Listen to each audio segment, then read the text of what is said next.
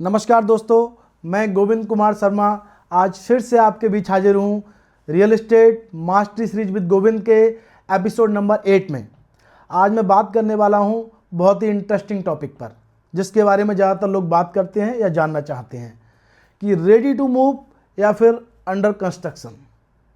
तो सबसे पहले हम बात करते हैं कि रेडी टू मूव प्रॉपर्टी क्या होती है और अंडर कंस्ट्रक्शन प्रॉपर्टी क्या होती है, क्योंकि सब लोगों का यही प्रश्न होता है, चाहे एंड यूजर हो चाहे इन्वेस्टर हो, कि कौन सा खरीदना चाहिए।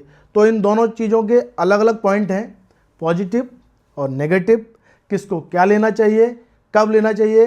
वीडियो के अंत तक आप फाइनल डिसीजन ले पाएंगे। तो सबसे पहले हम बात करते हैं कि रेडी टू मूव प्रॉपर्टी क्या होती है। तो कोई भी ऐसी प्रॉपर्टी, चाहे घर हो, अपार्टमेंट हो, पेंट हाउस हो, विला हो, जो भी हो, जो घर तुरंत रेडी है, जहां हम आज शिफ्ट कर सकते हैं, जो देख रहे हैं वही मिलने वाला है। इसमें कंस्ट्रक्शन डिले का कोई रिस्क नहीं होता। आप ईएमआई और रेंट दोनों का एक साथ बर्डन नहीं पड़ेगा। इमीडिएट रेंटल इनकम जहां पॉसिबल होती है, ऐसी प्रॉपर्टी एंड यूजर के लिए सबसे ज़्यादा बेस्ट होती हैं। तो ऐसी कोई भी प्रॉपर्टी, बिल्कुल साधारण शब्दों में बात करते हैं, ऐसी कोई भी प्रॉपर्टी जिसका पोजीशन खरीदने के साथ साथ आपको आज मिल रहा है, ये होती है रेडी टू मूव प्रॉपर्टी। इसके बिल्कुल उलट यदि हम बात करते हैं अंडर कंस्ट्रक्शन, कि अंडर कंस्ट्रक्शन प्रॉपर्टी क्या होती है, तो ऐसी कोई भी प्रॉपर्टी जिसका पोजीशन आपको अभी नहीं मिलने वाला, प्रोजेक्ट बन रहा है लेकिन पोजीशन आपको बाद में मिलेगा, आने वाले समय में मिलेगा, तो ऐसी प्रॉपर्टी अंडर कंस्ट्रक्शन होती है जिस पे काम चल रहा है। रेडी टू मूव जिसका आज पोजीशन मिलता है, अंडर कंस्ट्रक्शन यानी कि जिसका पोजीशन आज नहीं मिल रहा है, प्रोजेक्ट अभी बन रहा है, प्रोजेक्ट का अभी प्लान हुआ है, सभी लीगल अप्रूवल आए हैं, कंस्ट्रक्शन स्टार्ट होने वाला है या हो चुका है, पोजीशन निकट भविष्य में मिलेगा या मिलने वाला है, तो ये होती है अंडर कंस्ट्रक्शन प्रॉपर्टी। अब सबसे पहले हम समझते हैं कि रेडी टू मूव प्रॉपर्टी के क्या फ़ायदे होते हैं और अंडर कंस्ट्रक्शन प्रॉपर्टी के क्या फ़ायदे होते हैं। उसके बाद में इनके मतलब नुकसान के बारे में भी बात करेंगे, क्योंकि हर चीज़ का फ़ायदा ही नहीं होता है, फ़ायदे के साथ साथ नुकसान भी होता है, पॉजिटिव पॉइंट भी होता है, नेगेटिव पॉइंट भी होता है। तो सबसे पहले मैं रेडी टू मूव प्रॉपर्टी की बात करूं तो रेडी टू मूव प्रॉपर्टी, चाहे वो घर हो, अपार्टमेंट हो, पेंट हाउस हो, स्टूडियो अपार्टमेंट हो, चाहे वो कोई भी प्रॉपर्टी हो, प्रॉपर्टी का मतलब केवल घर ही नहीं है, कमर्शियल प्रॉपर्टी भी होती है। तो आप यदि रेडी टू मूव प्रॉपर्टी खरीद रहे हैं तो आपको आज प्रेजेंट में कोई भी प्रॉपर्टी जिसका आप भुगतान कर रहे हैं, उसका पोजीशन आपको आज मिल रहा है। कल पे आपको नहीं सोचना है कि कल इसका पोजीशन मिलेगा नहीं मिलेगा। जो भी आप प्रॉपर्टी ले रहे हैं, जो देख रहे हैं वही मिलने वाला है। आज आप उसकी अच्छे से जांच कर लो, अच्छे से पूरा दिखा लो, इंजीनियर को चेक करा लो, आर्किटेक्ट को चेक करा लो, जिसको चाहे चेक करा लो। आपको जो भी चीज़ वेरीफाई करानी है, चाहे स्पेसिफिकेशन हो, वही प्रॉपर्टी के अंदर क्या लगा हुआ है, कौन सी कंस्ट्रक्शन क्वालिटी है, क्या यूज किया है, कंस्ट्रक्शन का क्या प्लान है, क्या लेआउट है बिल्डिंग का, कितना सुपर एरिया है, कितना कारपेट एरिया है, जो भी बिल्डिंग के बारे में, जो भी प्रॉपर्टी के बारे में चेक करा लो। यदि आप उससे संतुष्ट हैं तो आपको ये पता है कि जिसका मैंने भुगतान किया है वो प्रॉपर्टी मुझे आज मिल गई, भविष्य में आने वाले समय में मेरे साथ इसमें छेड़खानी नहीं होने वाली है, जो मुझे बोला जा रहा है, दिखाया जा रहा है, वही मिलने वाला है। इसमें कंस्ट्रक्शन डिले का कोई रिस्क नहीं होता है। यदि आप रेडी टू मूव प्रॉपर्टी खरीद रहे हैं तो सपोज जैसे आपने होम लोन लिया है, कुछ भी लिया है, तो आपको ये पता है कि यदि मैं प्रॉपर्टी मैंने खरीद ली है तो मैं इसकी ईएमआई दे रहा हूँ, तो मुझे मतलब कि अलग से रेंट नहीं देना है। आपको यदि आप उसमें नहीं रह रहे हो तो आप इमीडिएट रेंट पे दे सकते हो, तो आपकी रेंटल इनकम आज से स्टार्ट हो सकती है। तो जैसी भी रेडी टू मूव प्रॉपर्टी है, ये इन्वेस्टर्स को तो फ़ायदा देती हैं, सबसे ज़्यादा अच्छी होती है एंड यूज बायर्स के लिए, जिन्हें खुद अपने घर में रहना है, जो प्रॉपर्टी अपने सपनों का घर खरीद रहे हैं या अपने सपनों की प्रॉपर्टी खरीद रहे हैं। ऐसे अंडर कंस्ट्रक्शन प्रॉपर्टी के भी कई सारे फायदे हैं कि प्रोजेक्ट अभी बन रहा है, उसका पोजीशन तो बाद में मिलने वाला है, फ्यूचर में उसका पोजीशन मिलने वाला है, तो आपकी एंट्री जो है, अभी अर्ली एंट्री ले रहे हैं आप, अर्ली स्टेज पे एंट्री ले रहे हैं, तो इसमें प्राइस आपको कम मिलने वाला है। पेमेंट प्लान आपको बहुत फ्लेक्सिबल मिल जाते हैं, आपको एक साथ पैसा नहीं देना है, पैसा धीरे धीरे देना है। पोजीशन तक आपका प्राइस बढ़ने का चांसेस बहुत ज़्यादा बढ़ जाता है। और इन्वेस्टर्स के लिए, एंड यूजर्स दोनों के लिए अंडर कंस्ट्रक्शन प्रॉपर्टी कभी कभी बहुत ज़्यादा बेनिफिट देती हैं। तो अंडर कंस्ट्रक्शन प्रॉपर्टी के अपने अलग फ़ायदे हैं, रेडी टू मूव प्रॉपर्टी के अपने अलग फ़ायदे हैं। अब इसके अलावा आपको एक बहुत महत्वपूर्ण चीज़ है जो कि मैं हर बार बताता हूँ, प्रॉपर्टी कोई भी खरीदें, रेडी टू मूव चाहे अंडर कंस्ट्रक्शन, जब भी आप अंडर कंस्ट्रक्शन प्रॉपर्टी खरीद रहे हैं या रेडी टू मूव प्रॉपर्टी खरीद रहे हैं, तो उसके बारे में आपको लीगल एंड टेक्निकल के बारे में चेक करना बड़ा ज़रूरी है। सबसे पहले मैं रेडी टू मूव प्रॉपर्टी के बारे में बात कर लेता हूं कि यदि आप रेडी टू मूव प्रॉपर्टी खरीद रहे हैं तो आपको क्या क्या जरूर चेक करना है, अंडर कंस्ट्रक्शन खरीद रहे हैं तो क्या क्या जरूर चेक करना है। वैसे मैं आपको पहले भी एपिसोड में बता चुका हूं लीगल डॉक्यूमेंट चेक करने के बारे में, मैं अभी फिर से थोड़ा सा दोहरा देता हूं शॉर्ट में।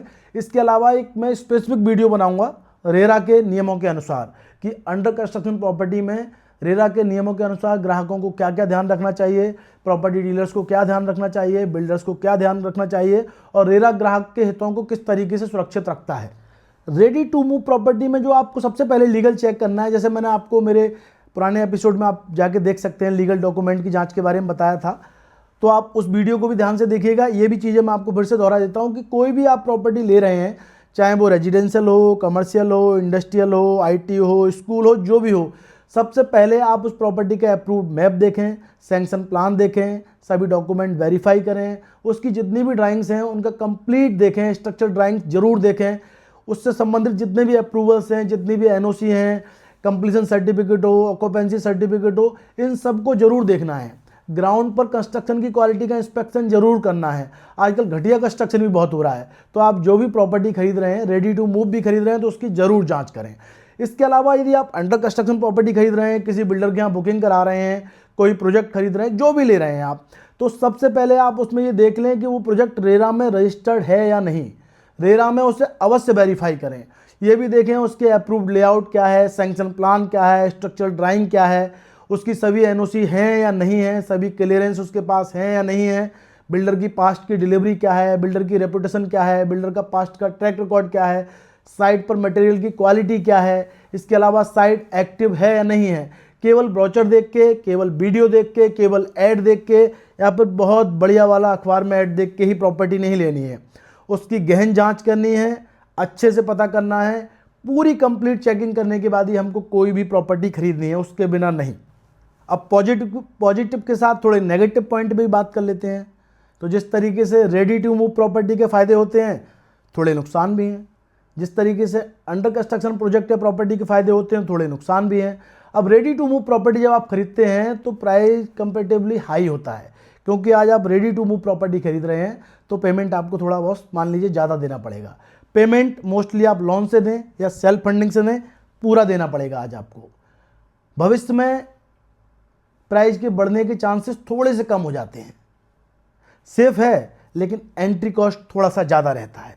ऐसी अंडर कंस्ट्रक्शन प्रॉपर्टी की यदि मैं बात करूं तो अंडर कंस्ट्रक्शन प्रॉपर्टी में जितने मैंने आपको फ़ायदे बताए उसके अलावा कुछ नुकसान भी हैं।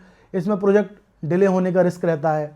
कभी कभी बहुत सारे ग्राहक लोग, बहुत सारे बायर्स शिकायत करते हैं कि यार जो दिखाया या जिसका वीडियो दिखाया, जो प्लान दिखाया वो मिला नहीं। तो कभी कभी जो आप रियल में अभी आपको बताया जा रहा है, कभी कभी वो मिलते समय थोड़ा सा डिफरेंट हो जाता है। तो जितने चीज़ों के फ़ायदे हैं उतने नुकसान भी हैं। तो जो मैं चीज़ें आपको बताता हूँ, यदि उन चीज़ों को प्रॉपर आप फॉलो करेंगे तो काफ़ी हद तक आपकी इन्वेस्टमेंट सेफ हो जाती है। अब आपको इसमें चुनना है कि आपके ऊपर डिसीजन है कि आपको रेडी टू मूव लेना है या अंडर कंस्ट्रक्शन लेना है। तो मेरी नज़र में दो तीन चार छः बोल सकते हैं आप पॉइंट हैं। आप उनको यदि फॉलो करेंगे तो आप आसानी से पता लगा सकते हैं कि भाई आपको रेडी टू मूव लेना है या अंडर कंस्ट्रक्शन लेना है। आप ready to move property choose कर सकते हैं अगर आपको तुरंत शिफ्टिंग करनी है, इमीडिएट रेंट चाहिए, रिस्क नहीं लेना है, या फिर फैमिली सेफ्टी आपकी प्रायोरिटी है। इसके उलट यदि आपको लगता है कि लॉन्ग टर्म इन्वेस्टमेंट चाहिए, लो प्राइस में एंट्री चाहिए, एप्रिसिएशन का वेट कर सकते हैं, अगर आप बिल्डर स्ट्रॉन्ग है, अप्रूवल्स क्लियर हैं, तो आप अंडर कंस्ट्रक्शन प्रॉपर्टी को चुन सकते हैं। डिसीजन टोटली आपके गोल पर निर्भर करता है। फाइनल डिसीजन आप ही का होने वाला है।